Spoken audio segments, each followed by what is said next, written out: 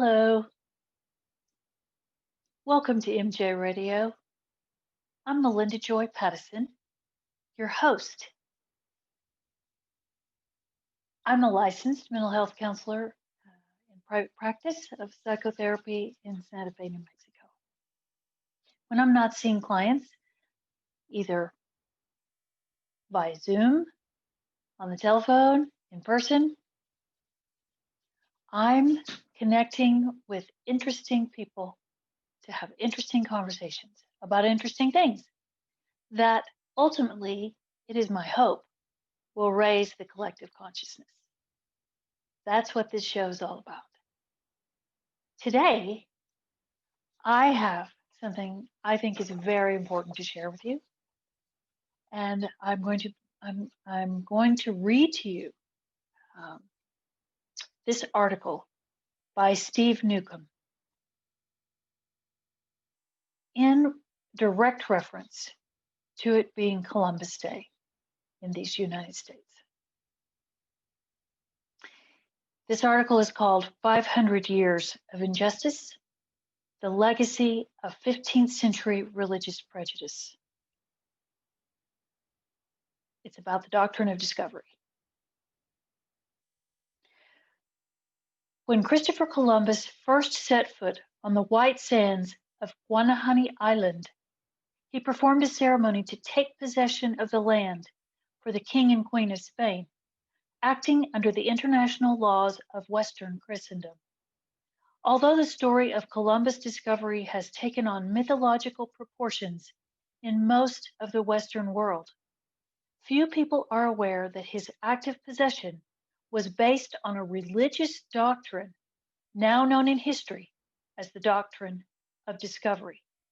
Even fewer people realize that today, 5 centuries later, the United States government still uses this archaic Judeo-Christian doctrine to deny the rights of Native American Indians. I don't know about you, but I sure as hell didn't learn about this Doctrine of Discovery in my public school history, government, civics classes. No. Nor in college. The origins of the Doctrine of Discovery.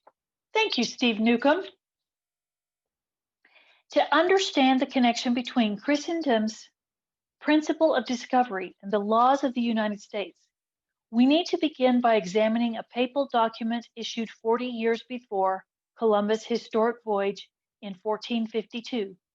Pope Nicholas V issued to King Alfonso V of Portugal the bull Romanus Pontifex, declaring war against all non-Christians throughout the world, and specifically sanctioning and promoting the conquest, colonization, and exploitation of non-Christian nations and their territories. Under various theological and legal doctrines formulated during and after the Crusades, non-Christians were considered enemies of the Catholic faith and as such less than human. Accordingly, in the bull of 1452, Pope Nicholas directed King Alfonso to capture, vanquish, and subdue the Saracens, pagans, and other enemies of Christ, to put them into perpetual slavery, and to take all their possessions and property.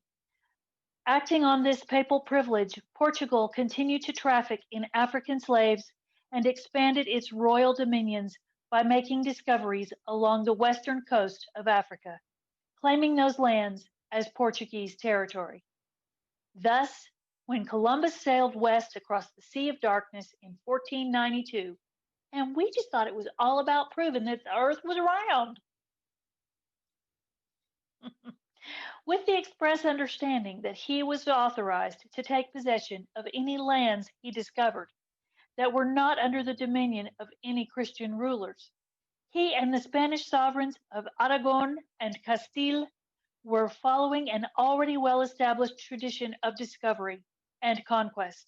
Indeed, after Columbus returned to Europe, Pope Alexander VI issued a papal document, the bull In Terra Cetera of May 3, 1493, granting to Spain, at the request of Ferdinand and Isabella, the right to conquer the lands which Columbus had already found, as well as any lands which Spain might discover in the future.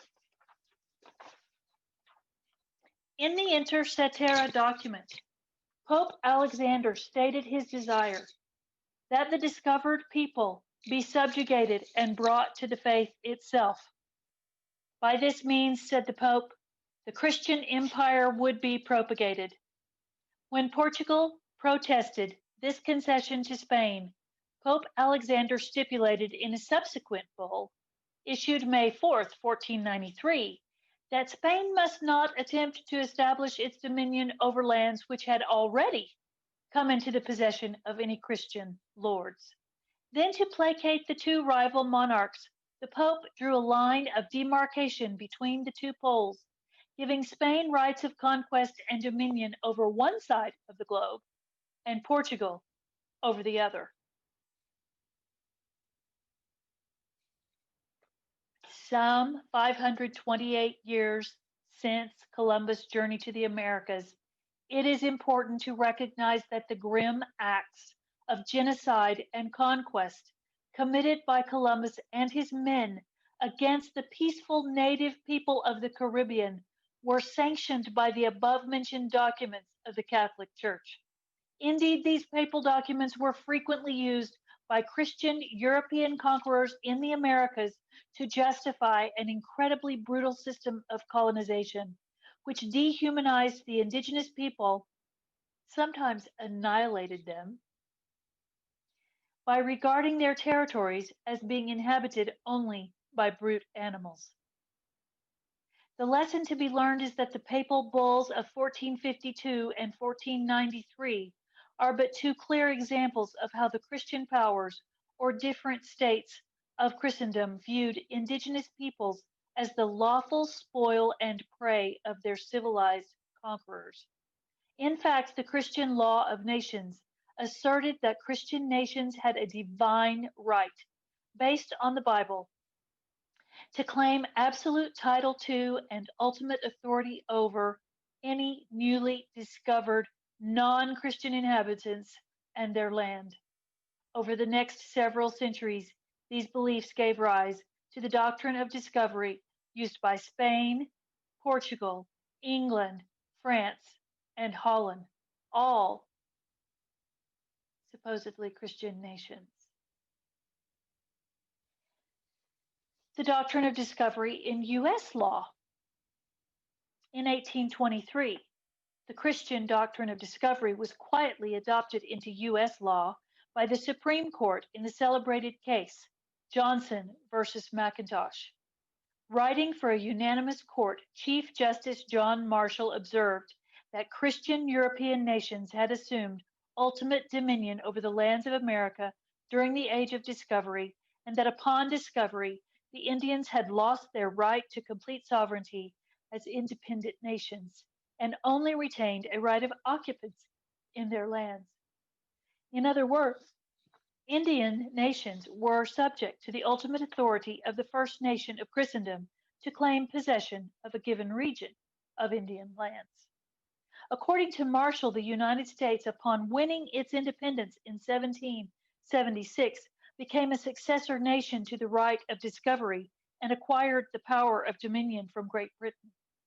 Of course, when Marshall first defined the principle of discovery, he used language phrased in such a way that it drew attention away from its religious bias, stating that discovery gave title to the government by whose subject or by whose authority the discovery was made against all other European governments. However, when discussing legal precedent to support the court's findings, Marshall specifically cited the English charter issued to the explorer John Cabot in order to document England's complete recognition of the doctrine of discovery.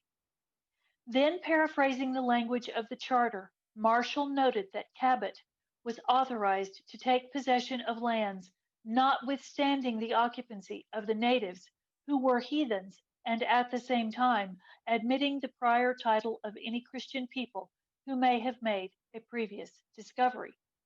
In other words, the court affirmed that United States law was based on a fundamental rule of the law of nations, that it was permissible to virtually ignore the most basic rights of indigenous heathens and to claim that the unoccupied lands of America rightfully belonged to discovering Christian European nations.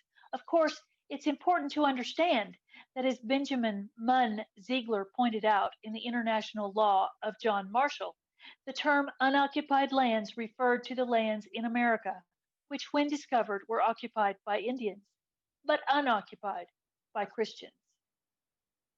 Ironically, the same year that the Johnson versus McIntosh decision was handed down, founding Father James Madison wrote, "Religion is not in the purview of human government.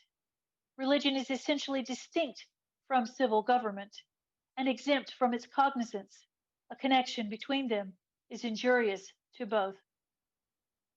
Most of us have been brought up to believe that the United States Constitution was designed to keep church and state apart. Unfortunately, with the Johnson decision, the Christian doctrine of discovery was not only written into U.S. law, but also became the cornerstone of U.S. Indian policy over the next century. From doctrine of discovery to domestic dependent nations. Using the principle of discovery as its premise, the Supreme Court stated in 1831 that the Cherokee Nation, and by implication all Indian nations, was not fully sovereign, but may perhaps be deemed a domestic dependent nation.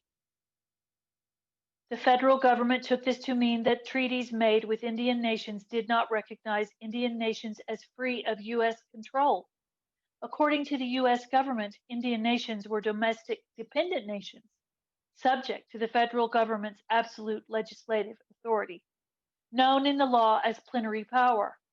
Thus, the ancient doctrine of Christian discovery and its subjugation of heathen Indians were extended by the federal government into a mythical doctrine that the U.S. Constitution allows for governmental authority over Indian nations and their lands.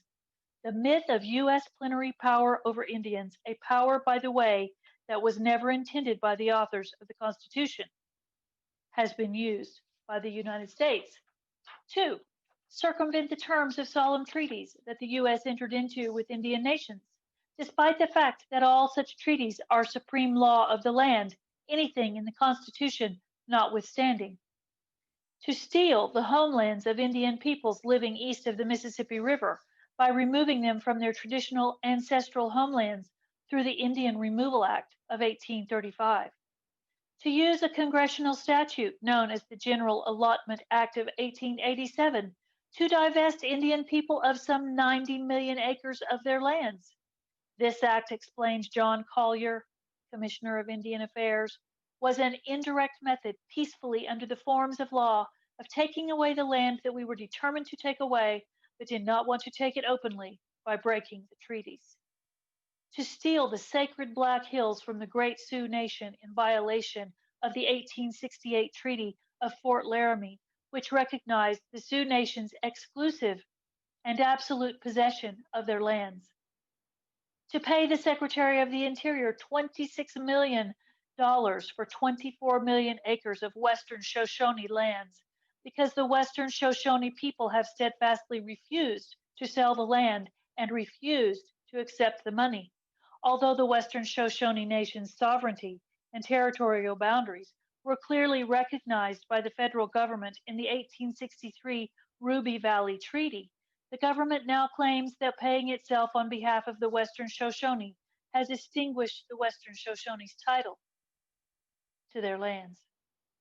The above cases are just a few examples of how the United States government has used the Johnson versus McIntosh and Cherokee Nation versus Georgia decisions to callously disregard the human rights of Native peoples.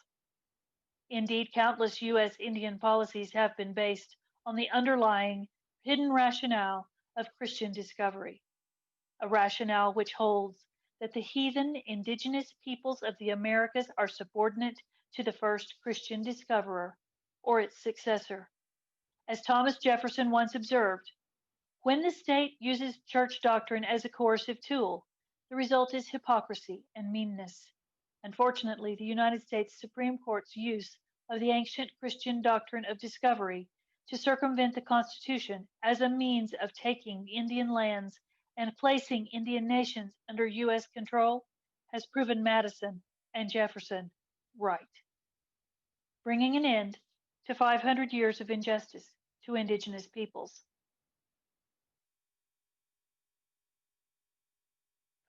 In a country set up to maintain a strict separation of church and state, the doctrine of discovery should have long ago been declared unconstitutional because it is based on a prejudicial treatment of Native American people simply because they were not Christians at the time of European arrival. By penalizing Native people on the basis of their non-Christian religious beliefs and ceremonial practices, stripping them of most of their lands and most of their sovereignty, the Johnson versus McIntosh ruling stands as a monumental violation of the natural rights of humankind, as well as the most fundamental human rights of indigenous peoples.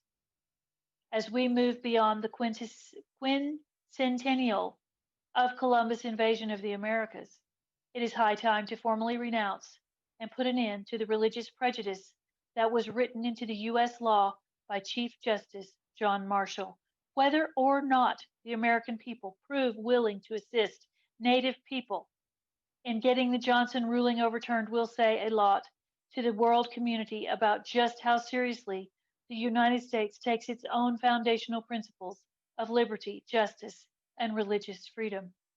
Now, 528 years since the Inter Cetera Bulls on May 3rd and 4th of 1993 were handed down by the Pope, it is important to keep in mind that the doctrine of discovery is still being used by countries throughout the Americas to deny the rights of indigenous peoples and to perpetuate colonization throughout the Western Hemisphere. To begin to bring that system of colonization to an end and to move away from a cultural and spiritual tradition of subjugation, we must overturn the doctrine at its roots. Therefore, I propose that non-native people, especially Christians, unite in solidarity with indigenous peoples of the Western Hemisphere to impress upon Pope Francis how important it is for him to revoke, in a formal ceremony with indigenous people, the Inter Cetera Bulls of 1493. Revoking those papal documents and overturning the Johnson versus McIntosh decision are two important first steps toward correcting the injustices that have been inflicted on indigenous peoples over the past 500 years. They are also spiritually significant steps toward creating a way of life that is no longer based on greed and subjugation. Perhaps then we will be able to use our newfound solidarity to begin to create a lifestyle based on the first indigenous principle: respect the earth and have a sacred regard for all living things. Again, I thank Steve Newcomb, the author of this article.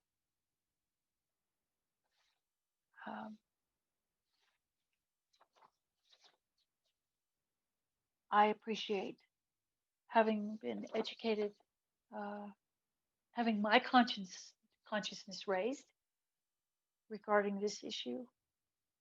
I had, as I mentioned, never heard of the Doctrine of Discovery. We, as so-called Christians, have much to answer for, I'm afraid. And not only to the indigenous people of this country, indigenous people of the world, which includes the Africans who were taken from their homeland and put into slavery all over the world. Much to answer for. I would welcome your thoughts, your comments about this reading today. I welcome them. And My hope is that this reading will begin a conversation in your home, many homes, that will lead directly to the raising of consciousness and to ultimately peace.